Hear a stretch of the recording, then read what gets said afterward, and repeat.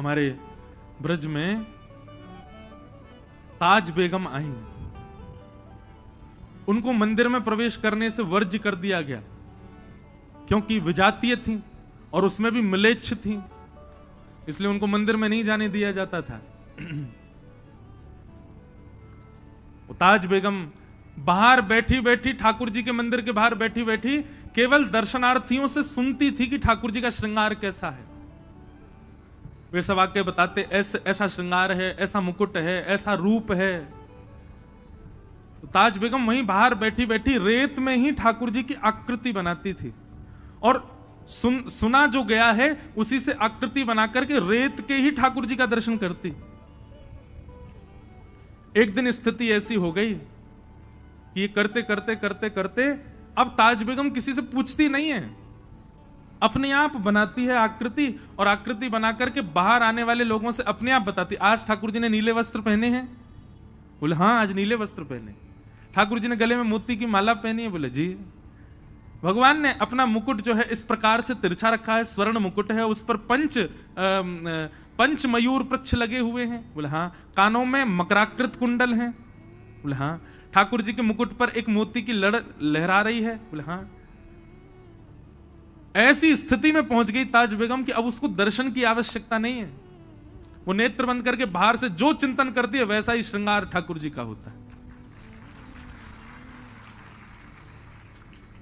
सुनो दिल जानी मेरे दिल की कहानी, ताज बेगम गाती है। सुनो दिल जानी मेरे दिल की कहानी, तेरे हाथ हू बिकानी, तेरे हाथ हू बिकानी, बदनाम भी सहूंगी, सुनो दिल जानी। ऐसे ऐसे भक्तों की लीलाएं हैं।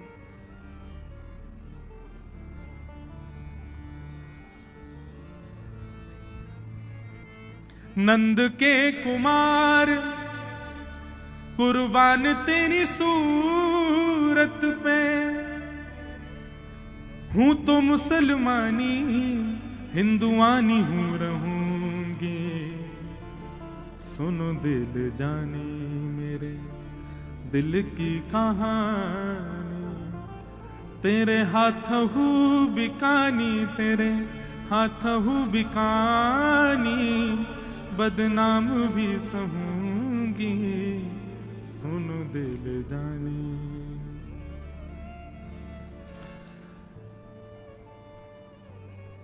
ताज बेगम का चरित्र आता है और उस चरित्र में ऐसी कथा आती है, होली का समय, और ताज बेगम पद लिखती थी, और पद जब लिखती थी ना तो उसको अनुभव होता था, दिखने लग जाती थी वो सारी लीलाएं जो वो लिखती थी। तो होली का पद लिख रही थी। आज भी नाथद द्वार में जब होलाष्टक शुरू होते हैं तो सबसे पहला पद ताज बेगम का ही गाया जाता है, धमार का पद।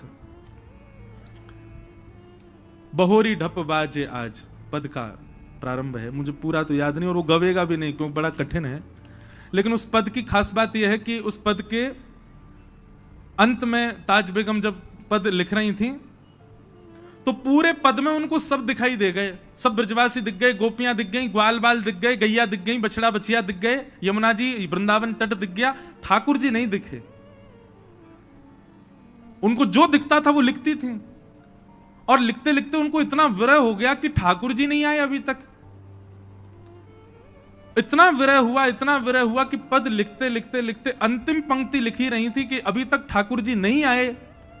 उसी विरह में उन्होंने प्राण त्याग दिए, और अंतिम पंक्ति की अंतिम शब्दावली अभी रह गई थी जिसमें छाप होती है लेखक की। जैसे सूरदास जी के पद आप गाओ तो सूरदास जी के पद में अंत में सूरदास कारी कामर पे चढ़े ना दूज और ऐसे छाप होती है। कुम्मन दास जी का पद गाओ तो कुम्मन दास जी का नाम आता है, तुलसीदास जी के कोई पंक्ति गाओ तो तुलसीदास जी का नाम। ऐसी ताज बेगम की छाप आनी थी, वो छाप वाली पंक्ति लिखनी थी ताज बेगम को, लेकिन तभी उनके प्राण निकल गए, प्राण त्याग दिए, ठाकुर जी नहीं आए पद में।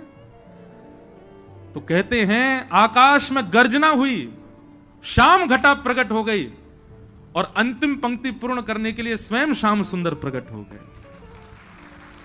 और उसकी अंतिम पंक्ति लिखी, निर्तत आवत ताज के प्रभु। ठाकुर जी ने लिखा, निर्तत आवत ताज के प्रभु, मतलब नाचते हुए आ रहे हैं। कौन? बोले ताज के प्रभु। गावत गीत धमार, ठाकुर जी धमार गीत गाते हुए अंतिम क्षण में प्रकट हो गए। बड़ी बड़ी लीलाएं, बड़ी बड़ी आनंदमयी लीलाएं हैं ठाकुर जी, कहां तक वर्णन करें उन।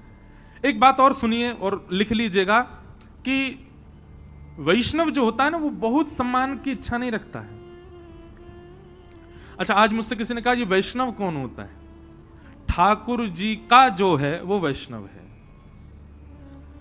ठाकुर जी के जो प्रिय हैं, ठाकुर जी को जो भजते हैं, उनको वैष्णव कहा जाता है। हम सब वैष्णव हैं।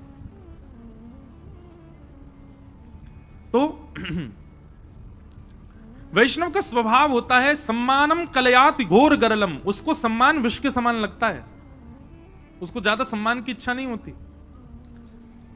और कोई जबरदस्ती उसको सम्मान दे भी ना, तो उस समय या तो नीचे नजर झुका लेता है और हाथ जोड़ के प्रार्थना करता है। वैसे तो शास्त्र आज्ञा करते हैं कि स्तुति से सब प्रसन्न होते हैं, लेकिन वैष्णव प्रसन्न नहीं होता। वैष्णव की जब स्तुति गाई जाती है तो वो नेत्र बंद कर लेता है। इसीलिए महादेव सदा नेत्र बंद करके ध्यान में ही रहते हैं, कितनी स्तुति गाते रहो, क्योंकि महादेव को ज्यादा सम्मान की इच्छा नहीं है। अच्छा, एक बात सुनिए, इनको देवादिदेव क्यों कहा जाता है? इनको महादेव क्यों कहा जाता है? ये देवों के भी देव क्यों हैं? क्योंकि अपमान को स्वीकार करे बैठे। दक्ष के द्वारा किया गया अपमान, वास्तव में नीलकंठ वो इसलिए नहीं है कि उन्होंने विषपान किया है। आज के युग में विष पीना, यह विषपान का मतलब नहीं है। अपने अपमान को पी जाना, अपने अपमान को सहन कर लेना, यह एक प्रकार का विषपान के समान है। और जो अपमान सह लेता है ना, अपमान पान कर लेता है, अपमान में भी विचलित नहीं होता है, वही महादेव है, वही देवों का देव है। तो मैं निवेदन कर रहा था कि जो अपमान को सहन करे वो महादेव है। और अपमान वही सह सकता है जिसको ज्यादा सम्मान की इच्छा नहीं है। जिसको किंचित भी सम्मान की इच्छा है ना, जिसके अंदर किंचित भी पदेषणा है, निश्चित है वो अपमान कभी नहीं सह सकता। इसलिए मेरी आपसे प्रार्थना है, अपना निर्माण करने में ना एक इस चीज को जोड़िए कि ज्यादा सम्मान की इच्छा मत रखा कीजिए। अब हम तो वक्ता बन गए हैं, तो जबरदस्ती कई जगह सम्मान होता है, लेकिन जब सम्मान होता है, बहुत लोग मिलते हैं और प्रणाम करते, माला पहनाते, तो मन में एक बात सदैव, उस समय मेरा एक जप चलता है। और वो जप क्या चलता है कि लाला ज्यादा गुमान मत करियो, काउदना यदि ये माला नहीं भी पहना में, काउदना ये नहीं भी पूछे तो तेरे चित्त पर इसका प्रभाव नहीं पड़ना चाहिए। अपने मन को उस समय समझाना पड़ता है, नहीं तो ये मन एक बार भी इसको यदि बहुत सम्मान दे दिया तो ये आदी हो जाता है, उसका आदत लग जाती है इसको। और सबसे बुरी आदत है संसार में सम्मान की आदत। ये जिसको लगती है उसका जीवन फिर बेकार ही हो जाता है।